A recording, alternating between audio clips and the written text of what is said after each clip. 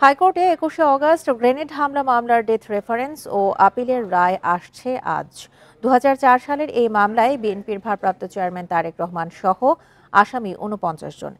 বিচারপতি এ.কে.এম আসাদুজ্জামান ও বিচারপতি সৈয়দ এনায়েত হোসেনের হাইকোর্ট বেঞ্চের কার্যতালিকায় ডেথ রেফারেন্স ও আপিল অন্তর্ভুক্ত করা হয়েছে।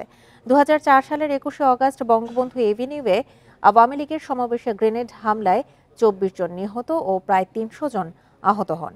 এই ঘটনায় দায়ের করা দুটি মামলায় ২০১৮ সালের ১০ অক্টোবর সাবেক স্বরাষ্ট্র প্রতিমন্ত্রী লুৎফুজ্জামান বাবর সহ ১৯ জনকে মৃত্যুদণ্ড দেয় ঢাকার একটি আদালত। এছাড়া তারেক রহমান সহ ১৯ জনকে যাবজ্জীবন কারাদণ্ড এবং ১১ জনকে বিভিন্ন মেয়াদে কারাদণ্ড দেওয়া হয়।